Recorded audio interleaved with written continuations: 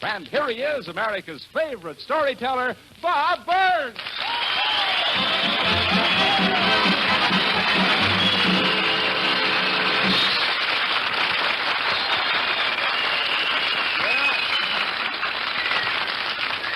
I understand I got off just in time. I don't know. That was a pretty close call. I want to tell you, though, folks, you know, I was just sitting over there thinking, here we are at the finish of the most romantic week. That is the first week of the most romantic month in the year. That's the month of June. Now, I know that, of course, this is the month for romance. Romance is in the air. You can see it everywhere you go. On the way down here today, I saw a sign in the furniture store window. It says, "You get the girl, we'll do the rest." Now, you know that don't sound quite fair to me. But I want to tell you now you, some of you girls, you got 3 weeks left. If you don't get him this month, why, then you'll have to put it off. Now, I'll tell you, I'll give you one little shortcut. I want to give you a piece of advice, you girls. Never ask a man to tell you the reasons why he loves you. Because if he's in any shape to reason at all, he ain't in love.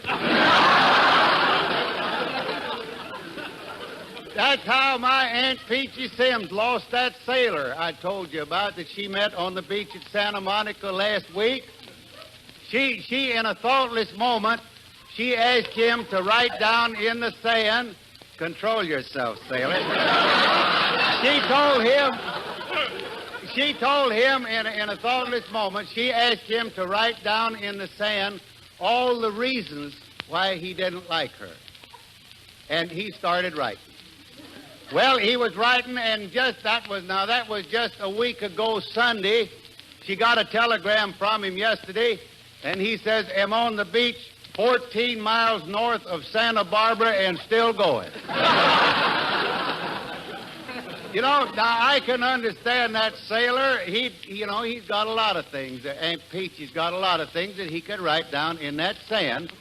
He could get as far as Santa Barbara just on her appearance alone. There is the ugliest woman. I know she ain't listening tonight, so don't worry about it. There is the homeliest woman I think I ever saw in my life. Do you know that she's so ugly she has to sneak up on a dipper to get a drink? And another one of her bad features, I think, is her nose. The longest nose I ever saw in a human being. I'll never forget the time they ran a profile picture of her on page 1 of the Van Buren Press Argus, and her nose was continued on page 8. And, of course, it ain't her fault, the receding chin. Now, that ain't her fault. She inherited that. You ought to see her father. That's my Uncle Hod. Now, I'll never forget the time they hung him. He had such a receding chin, they had to put the rope under his arms. But what she lacks in appearance, Aunt Peachy makes up for in romance. I never saw a woman in my life as romantic as Aunt Peachy Sims. I'll never forget the time she fell in love with the garbage man out here. And not only did she put a big ribbon on the garbage can, but on top of the garbage she spelled out, "I love you," with old potato peeling. But now Aunt Peachy got her a man. We was all surprised when she told us that she was going to marry this saxophone player. Now, I want to tell you, she's happy, of course, but it pretty near killed Grandma. But when she heard that her daughter was going to marry a saxophone player, Grandma says that, I don't blame you there, brother. Grandma says there ain't been a disgrace like that in the family since my oldest daughter run off with a Huckmobile salesman. And now, you girls, now's the time to get yourself a man, and there's always the place. It's international, this romance thing. Every town in the world, every country in the world, it's got its place, especially for romance. Now then, Algiers has got its Casbah. Honolulu has got its Waikiki Beach, and Paris has got its sidewalk cafes. Out here, we have the balcony of Grauman's Chinese Theater. Yes, thank you.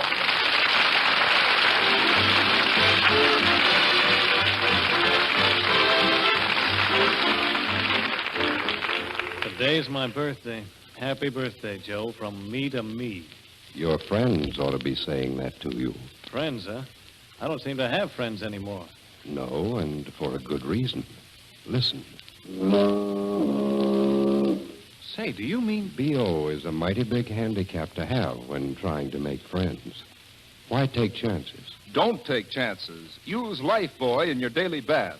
Now that the weather is really getting warm, Lifebuoy's protection is especially important. You can't stop perspiration, but you can stop BO by bathing daily with Lifebuoy. It's the only soap especially made to do just that. Make sure that you're getting extra clean by using Lifebuoy's rich, purifying lather in your tub or shower. Extra clean means Lifebuoy clean. Brother, a word to the wise is sufficient. I'm taking a Lifebuoy bath right now. La la la la la la la. Singing in the bathtub, singing for joy, living the life of Lifebuoy. Can't help singing, 'cause I know that Lifebuoy really stops B.O.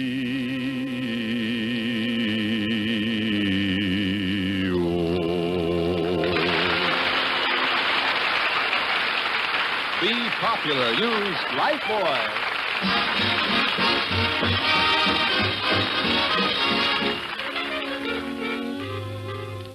Hello, Robin. Oh, hello, Shirley. What are you dressed up about? Oh, I just came from a June wedding. Gee, it was lovely, Robin. The bride looked just beautiful. The kind of weather we've been having, I suppose she walked in with orange blossoms in one hand and a smudge pot in the other.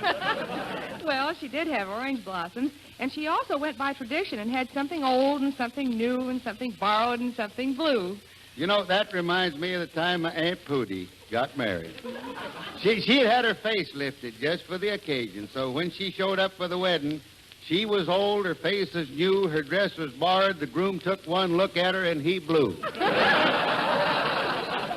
Oh, Robin, don't you have any sentiment at all? Why, sure, Shirley, I think marriage is wonderful, but you know, a husband should remember that little thoughtfulness goes a long way toward making a happy marriage. I'd just like to give a little advice to new June grooms right now. Don't forget, boys, your wife likes flowers. Every once in a while, bring her home a package of seeds.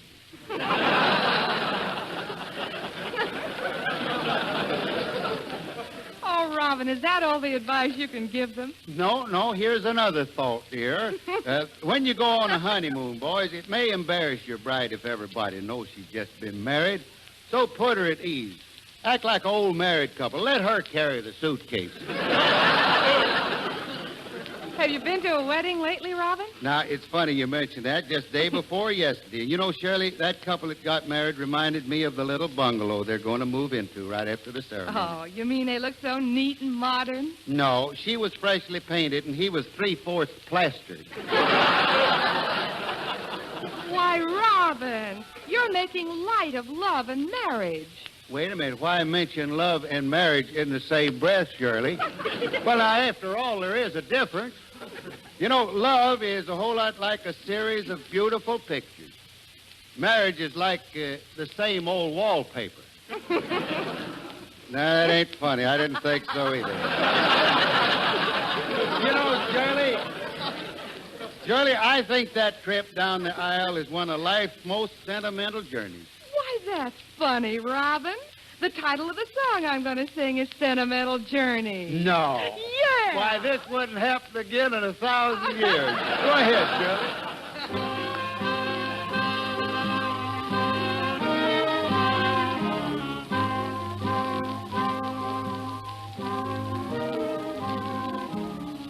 Gonna take a sentimental journey. Gonna set my heart at ease. Gonna make a sentimental journey to renew old memories. Got my bag, I got my reservation. Spent each dime could afford. Like a child in wild anticipation, long to hear that all aboard. 7, that's the time we leave at 7. I'll be waiting up for heaven,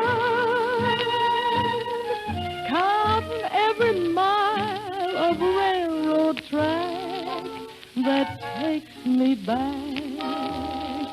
Never thought my heart could be so yearning. Why did I decide to roam? Gotta take this sentimental journey, sentimental journey home.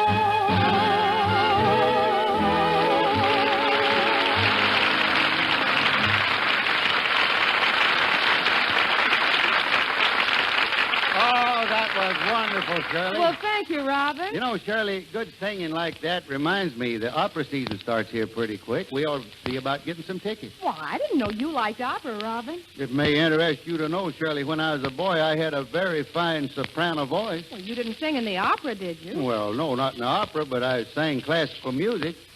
My voice was so high then that they dressed me in girls' clothes and I had to sing in the girls' choir. The doggone it, just when I got old enough to start enjoying myself, my voice changed. Oh, look, here comes Leo Dorsey. Maybe he'd like to go to the opera, too. Yeah, we'll insist that he goes. It'll do the boy good. Oh, take me back to Brooklyn. Remember, I was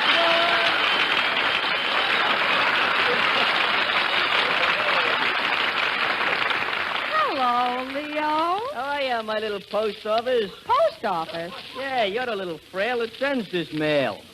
Leo, if you'll listen a minute, then you might hear this. There's quite a lull on just now. If you'll listen a minute, I got something to say to you, son. Okay, Pop, start beating your chops. Well, Shirley and I thought you might be interested in going to the opera with us. Nothing doing. I went to the Metropolitan Opera House once. It was just like Grant's tomb with sound effects. Every time I rattle my popcorn sack, I got nothing but dirty looks.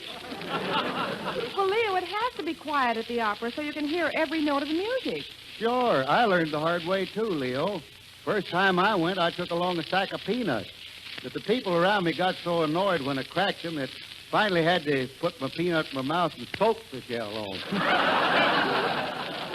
Well, that ain't for me, Pops. No, sir. I like shows where I can yell and whistle. Leo, how did it happen that you went to the opera even once? They got me in there on false pretenses. They advertised the chorus at 20, but if you ask me, every one of them was over 50. That was an operatic chorus. They picked them for their voices, not for their ages. Well, the only kind of chorus I like is the kind that comes out on a runway. Well, now, wait a minute, Leo. Maybe you didn't see a good opera. What was the name of the one you saw? Well, I forget. I think it was Madame Butterscotch. No, that wasn't it. Maybe it was the Barber of the Mill. That's Barber of Seville. Well, I knew it was a barber of some kind because I certainly got clipped. Well, Leo, some operas are very entertaining. Of course, I don't suppose you're familiar with the Merry Wives of Windsor. No, but I got pretty familiar with some gay babes in Brooklyn. Never mind, Leo. It takes real talent to be an opera star. Oh, altogether different than radio, eh, Pop? Well, I don't know about that. In fact, Leo, I think Robin possesses a lot of qualities that a good opera star must have. He has a resonant voice with fine tone quality. Yeah, you know, most operatic bass singers have a barrel chest like mine. Barrel chest, don't look now, Pops, but your hoops have slipped. Just what do you mean by that? Well, to put it blandly, your barrel has gone to pot. That's a fine way to talk to Robin after all he's done for you. Yeah, I think you're right, Shirley. I'm sorry, Pops, I didn't mean it. Leastwise, not in a declamatory way. And just to show you how I appreciate what you've done for me, I'm going to give you credit for my latest farm development. Well, thank you, Leo. What is this latest creation of yours? Well, Pops, I'm going to cross a beaver with a parrot, so when he gnaws down a tree, he can holler, timber! Well, now, why don't you go a little further with that idea and cross the beaver with an electric eel? Then when he builds the dam, he can install his old power plant. That's a very silly idea, but I'll give it some thought. Well, Leo, how about giving some more thought to going to the opera? Yeah, Leo, it'll add to your education. I don't need to be educated. I studied musical depreciation in school. And just what did you learn about music? I learned to chew a spitball in 4/4 time. That's a fine education in music. Is that all you learned? I learned other things. For instance, would Scatty hear about Bill the Stool Pigeon? Is that an opera? Certainly. Did you never hear about Bill the Stool Pigeon, alias Willie the Squealer? That's alias, Leo. Well, I was using the past tense. This guy was also known as Billy the Snitch. Let's see, Billy the Snitch. That couldn't be William Tell. Mm-hmm. Exactly. You've hit the hammer right on the thumb. Well, hit me with a story, Leo. Once upon a time, there was a guy named William Tell. He lived in Switzerland where he used to watch the cheese. In fact, he was the original Swiss watch. Till one day, the king suspected his movements.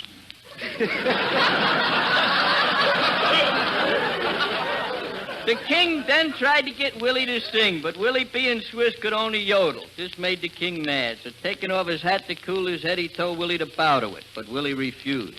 "Why don't you bow?" said the king. "My girdle is too tight," answered Willie. Which, if you want to know something, is a very snappy reply.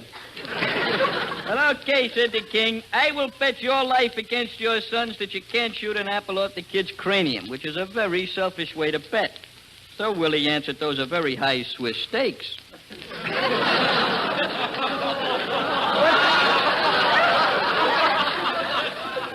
Howsoever, I will take a shot, even though the kid is my favorite tax exemption. "Look," says Willie Jr., "let's think this thing over, as it is not very stylish for kids to go around with arrows in their noggins." "Quiet," said his old man, "and just close your mouth so I can tell your head from the apple." Well, with that, he lets go his shot at the apple. It was a pippin'. That is, until the arrow hit it. Yeah, Leo, and just like your story, it ended up a lot of applesauce. Yeah.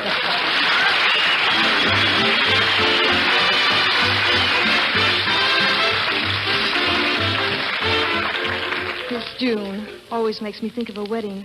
I wonder if I'll ever walk down the aisle to that tune.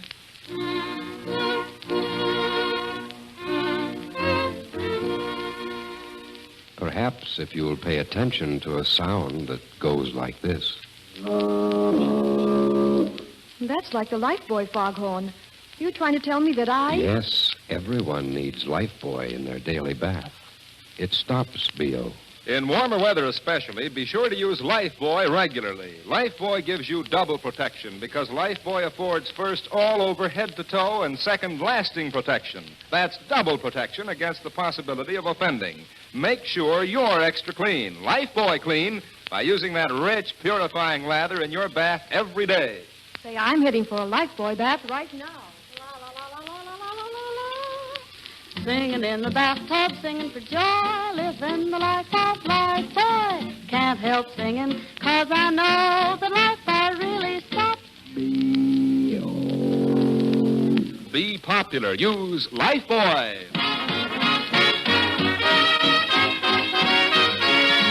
The Suitcase Six, spurning anything that remotely resembles opera, latch onto a bit of rhythm and hit us with a groovy rendition of Coquette.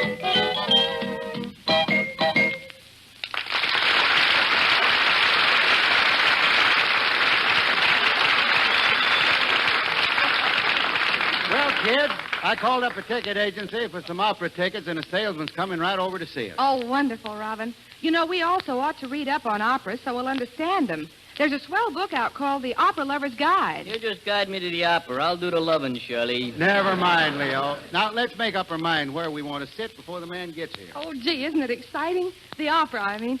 Gosh, if I ever got a chance to be in one, I'd probably get so excited I'd forget to speak my line. Don't worry, sister. Your lines speak for themselves. Hey, here comes somebody now. That must be the man from the ticket agency. Pardon me, but is there somebody here wants tickets for the summer opera season? Run for the hills. The dam is busted. Well, we're the ones that want the tickets. Are you from the ticket agency? That's me. Theater tickets, train tickets, flight tickets, and a laundry agency. Laundry agency? That's right. We do handwork, rough, dry, and family finish. It all sounds like wet wash to me. Our motto is service with a smile. Right now you could serve us with a towel. Just a minute. I didn't come over here to be ridiculed. Do you want something or don't you? Say, ain't you the fellow we saw at the beach a few weeks ago? No, that's my brother. He's a spitting image of me.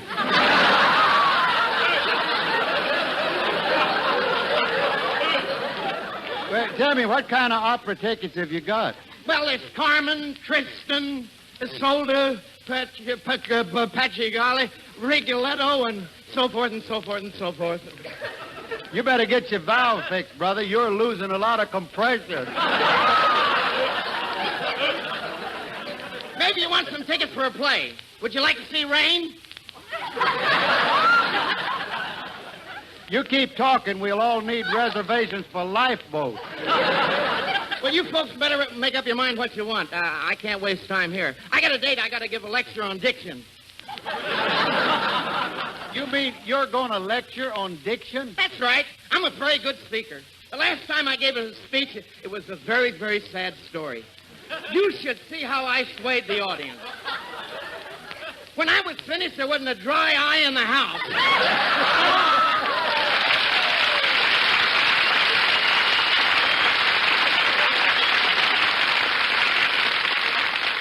Well, now, come on here. What opera would you kids like to see? How should I know? I don't know one from the other. Well, Shirley and I can sing a few for you, then you can make up your mind. I wouldn't know any more than I did in the first place. They're all in foreign languages anyway. Oh, well, Leo, it's the music that's important. We can use words you'll understand. Let's show him, Robin. Sure.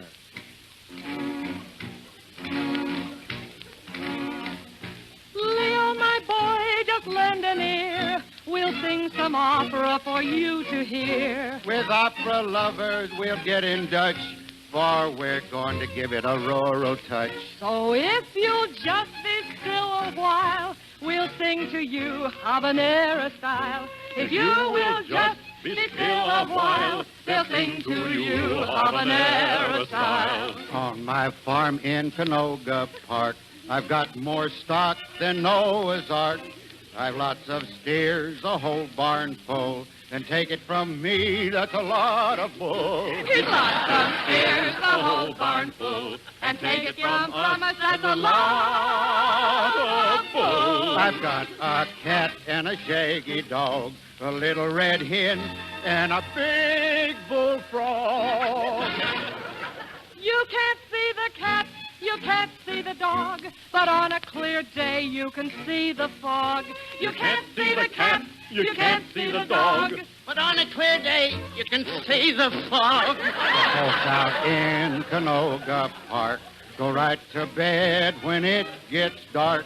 They raise their crops without the rain. They also raise a little cane. They raise their crops without the rain. They also raise a little cane. So, Leo, you see just what we mean with this rustic operatic scene. That wasn't so bad, but sing some more. It ain't quite what I'm looking for. Well, Leo, my boy, if you really want more, here's some music from El Toreador.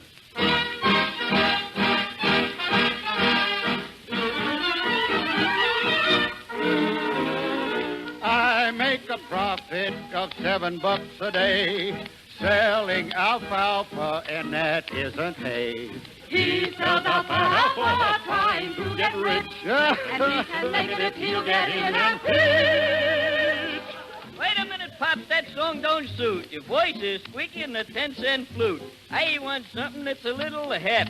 Ain't there no opera that's got some pep? Then we'll finish without our rural theme and give you something that's on the beam. With an anvil chorus roundelay about something we all should do today.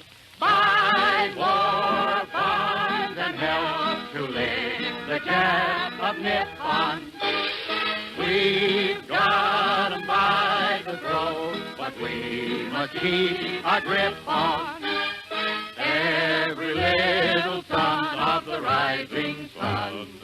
Kick your heat flow right on the street flow by buying a bond. Do it today. Don't delay. Do it today.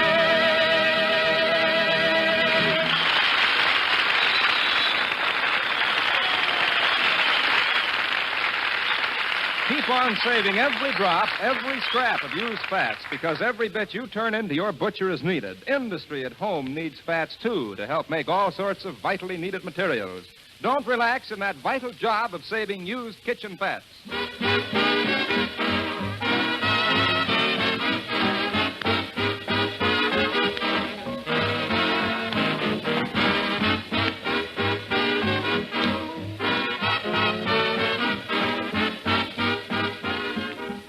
You know, folks, I got an airmail special delivery from back home today, enclosing a poem written by my Aunt Pootie's boy, who lives with his folks down in Van Buren. The poem goes like this. Everybody listens to my Uncle Bob because Lifebuoy soap does a very fine job. Well, now, I know the quality of that poem is open for discussion, but, well, you got to admit the boy's got the right idea about soap, because Lifebuoy really does do a swell job for face and hand washing as well as in your bath. And you're sure going to like the way it peps you up in hot weather. So take a tip from me. You use Lifebuoy. Good night, folks, and thank you for listening.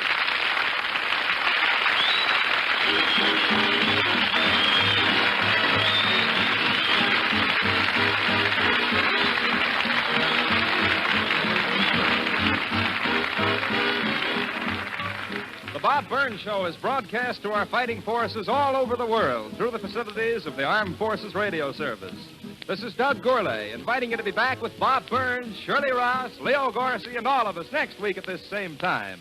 Remember, be popular. Use Lifebuoy. Good night.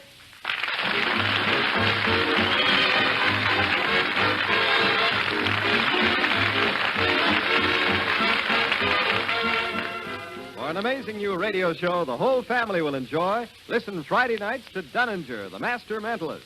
Dunninger performs mental feats that absolutely baffle comprehension.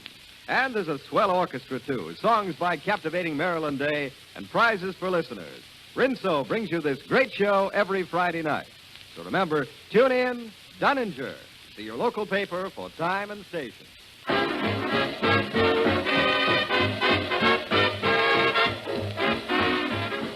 The Bob Burns Show came to you from Hollywood. This is the National Broadcasting Company.